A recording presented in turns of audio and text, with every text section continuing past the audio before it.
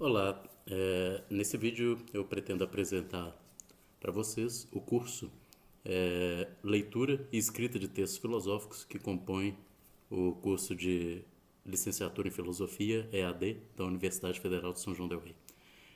Antes de qualquer coisa, eu gostaria de dar as boas-vindas a todos os novos, estudantes do curso de Licenciatura EAD e vou começar me apresentando e depois eu vou falar aqui da disciplina, que eu sou aí o professor responsável por ela nesse primeira edição, né, primeira vez que ela vai ser oferecida para o curso EAD.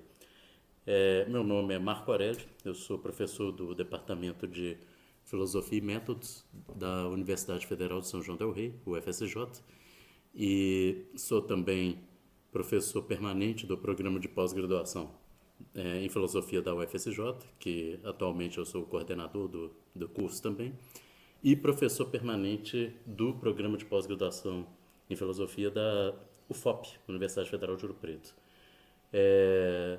Bom, eu estou na UFSJ desde 2016 e, bom, a minha formação, só para apresentar rapidamente, porque é estranho, como é um curso à distância, vocês não têm a oportunidade aí de me encontrar pessoalmente, mas enfim, a minha formação é filosofia, eu fiz a graduação e o mestrado na UFMG e depois eu fui fazer o doutorado na Universidade do Texas, em Austin, nos Estados Unidos, e que eu defendi em 2014. As áreas em que eu trabalho são principalmente filosofia da mente, metafísica, filosofia da ciência cognitiva, filosofia da linguagem e lógica.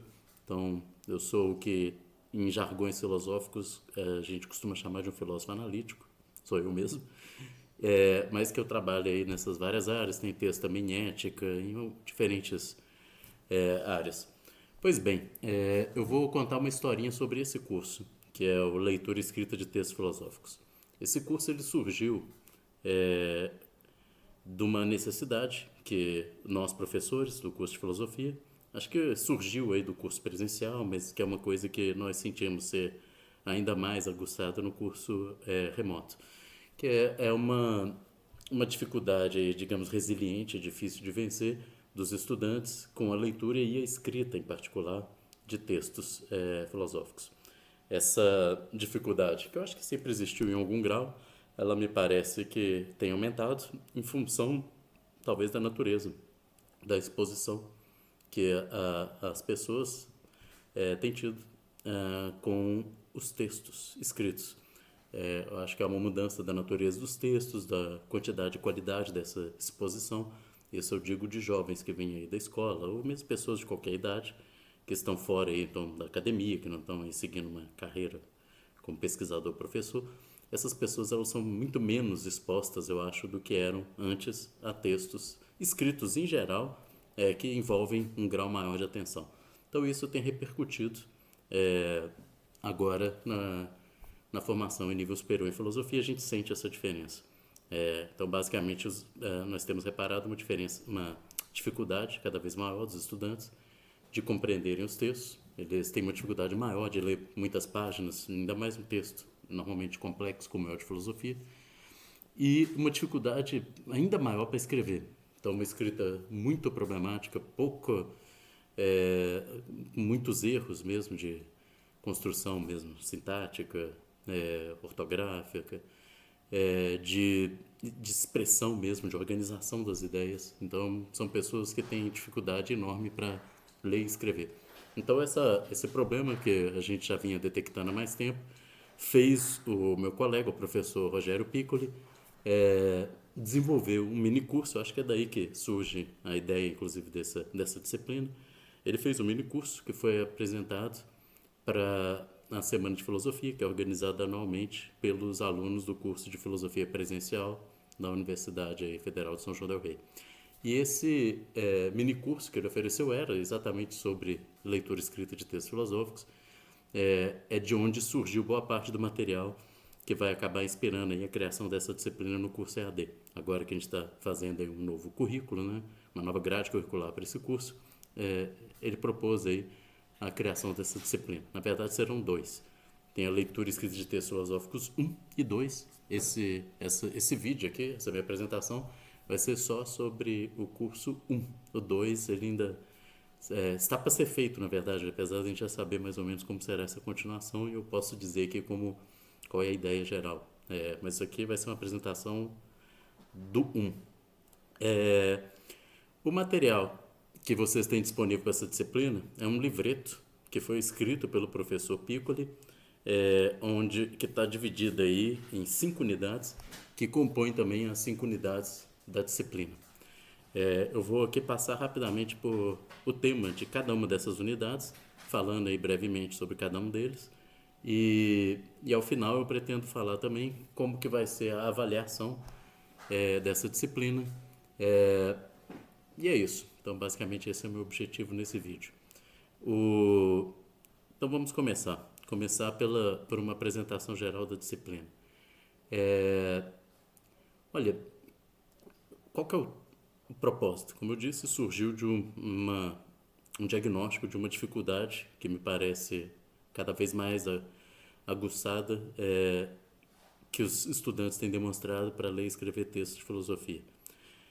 Se a gente tenta lidar com essa dificuldade de maneira direta, talvez, de maneira mais incisiva, lá no final do curso, é tarde demais. Na verdade é que esse é um tipo de habilidade que demanda um exercício constante. Não é uma coisa que se adquire porque quer, quando se quer da noite para o dia. Realmente é um tipo de coisa que exige o esforço e o exercício. Me parece que a leitura e a escrita também, elas são habilidades análogas, aí, num certo sentido, que me interessa aqui, né? Elas são análogas a habilidades como andar de bicicleta ou tocar piano, que são formas, né, de conhecimento, que a gente costuma usar o termo em inglês, né, know-how, mas é um conhecimento prático. O que significa isso? É o tipo de coisa que você não aprende porque você ouviu. Não importa o quanto eu fale para alguém como que ele deve andar de bicicleta ou como ele deveria tocar piano, ele não vai sentar no piano ou na bicicleta e vai tocar ou sair andando. Porque para você conseguir fazer essas coisas, exige um desenvolvimento de habilidades específicas que vão criar basicamente esse seu conhecimento prático de como executar determinada coisa. Ou basicamente como desempenhar, ter uma performance específica, por exemplo, tocando um piano. Você tem que basicamente aprender a coordenar os seus dedos, enfim, todas as habilidades. Não importa o quanto eu fale, você vai ter que pôr a mão no piano e praticar, praticar, praticar. A mesma coisa para andar de bicicleta, você vai ter que sentar na bicicleta, entender como controlar o seu peso, o equilíbrio do corpo em cima daquele negócio e tudo mais. A leitura é a mesma coisa. Em certo sentido, tem um nível até físico, que tem a ver com a coordenação do olho, etc. É uma atividade que, por mais que eu fale, por mais que esse curso, por exemplo, você leia, por mais que você entenda cada linha, se bem que se você entender cada linha, eu acho que você já desenvolveu a habilidade da escrita, da leitura. Mas, por mais que eu fale, ou por mais que você compreenda algo, é preciso que você exercite, para que você desenvolva a habilidade específica. Então, a primeira coisa é entender que esse curso não significa que você fez o curso, você vai saber ler e logo depois, porque a verdade é que o foco do curso 1, leitura escrita de texto filosófico 1, é principalmente a leitura, e o 2, a escrita. Então essa já é, digamos, a grande divisão. Vocês vão ver que todas as unidades desse curso elas vão tentar atacar fundamentalmente as dificuldades, que talvez sejam as mais destacadas, que os estudantes geralmente têm na leitura de textos filosóficos. Estudantes ou qualquer pessoa, né? Então, basicamente, a ideia do curso, só para vocês entenderem, em cada uma das 5 unidades dele, é apresentar para vocês quais são essas dificuldades e oferecer, talvez, alguns recursos que podem ajudar vocês a superar essas dificuldades. Eu acredito que a mera ciência delas, o fato de vocês saberem quais são as principais dificuldades que você tem na leitura de textos filosóficos, já ajuda vocês a ter uma atenção, talvez uma consciência do problema e uma atenção maior a ele quando ele aparecer, e talvez aí gerando então um esforço mais preciso, ou cirúrgico, ou bem direcionado, para que essa dificuldade seja devidamente superada, através do desenvolvimento de algum tipo de estratégia. Estratégias essas que a gente pode ajudar aqui falando algumas coisinhas, mas que em geral você vai desenvolver na própria leitura como uma forma de resolver os seus próprios problemas e dificuldades. Cada um vai ter um, e cada um também acaba adotando diferentes estratégias que vão funcionar para essa pessoa, para evitar, minimizar, enfim, esses problemas que esse curso aqui vai tratar. Eu gostaria de chamar a atenção para a natureza do texto. Antes da gente começar aqui, talvez já falando então da primeira unidade. O título da primeira unidade é As dificuldades do texto filosófico. Pois bem, por que os textos filosóficos eles são particularmente complicados? Olha, a primeira coisa que eu gostaria de chamar a atenção é que existem diferentes tipos de textos, né? A gente tem uma unidade aqui, eu acho que na unidade 4, que vai falar, por exemplo, dos tipos de... essas funções da linguagem. Na 5 vai falar de gêneros textuais e tal. Olha só, o texto filosófico, ele é um tipo, né, de texto que a gente não costuma encontrar com tanta frequência, nem na nossa formação escolar, em nível, sei lá, fundamental médio, nem em outras áreas, em outras disciplinas, aí, mesmo, enfim, formação superior e tal. Ele tem uma cara específica. A verdade é que, para que você seja um leitor habilidoso, né, competente, de textos filosóficos, é necessário aí um conjunto de habilidades cognitivas específicas que vão basicamente são a chave que abre essa fechadura que é o texto filosófico. Não é qualquer chave que abre ela. É um conjunto específico de habilidades cognitivas. O que significa habilidades cognitivas? Olha, para se fazer qualquer coisa, ler, andar de bicicleta, conversar com as pessoas, enfim, para fazer qualquer coisa é preciso que você tenha determinadas competências. Então, por exemplo, essa fala aqui, ela exige uma competência na língua portuguesa, uma competência de uma expressão oral, saber falar a língua, por exemplo. É preciso saber construir um discurso, início, meio e fim. É uma coisa que um professor aprende com a experiência de sala de aula. Enfim, construir longos discursos, apresentando temas, etc. É uma coisa que, por exemplo, quem está se formando ainda, estudando filosofia e vai ser professor, é uma habilidade a se desenvolver. Afinal de contas, eventualmente você pode ser colocado na frente de uma sala de aula se você vier a ser professor. Isso é um curso de licenciatura, né? E você vai precisar desenvolver essa habilidade de expor um tema longamente, envolvendo a atenção das pessoas, etc, etc. Eu confesso que aqui na frente dessa telinha é particularmente mais difícil que alguém se envolva com qualquer coisa que alguém fala. Eu não sei como que o povo gosta de ficar assistindo esses videozinhos, porque a falta da relação direta, ela torna esse aqui talvez algo que eu não tenha muita habilidade, para dizer a verdade. Mas enfim, as habilidades cognitivas então, são essas capacidades que a gente desenvolve para fazer várias coisas. A habilidade de andar de bicicleta é uma capacidade específica para aquilo. Não importa se você sabe dirigir carro, enfim, é uma outra coisa. Nem moto é parecido. O fato de eu saber andar de bicicleta realmente não me torna competente piloto de moto, sabe? Etc. E a mesma coisa vale para textos. A verdade é que essa é uma coisa que a gente faz e esse ato, essa coisa, ela envolve habilidades que vão ser específicas agora para cada coisa. Se uma pessoa sabe ler um jornal, por exemplo, texto jornalístico, e se torna um leitor competente de jornais, é óbvio que isso vai ajudar ela a ler textos de outra natureza. O simples fato de você ser um leitor competente em um gênero já te ajuda, pelo menos em termos assim da mecânica, de decifrar, por exemplo, os signos que estão no papel e os sons deles, né? Porque, enfim, eles são uma notação fonética, né? E pronunciar na sua cabeça e fazer isso com maior rapidez, uma coisa que uma criança aprende quando ela é alfabetizada, você vai desenvolver esse maior grau se você ficar lendo mais e mais.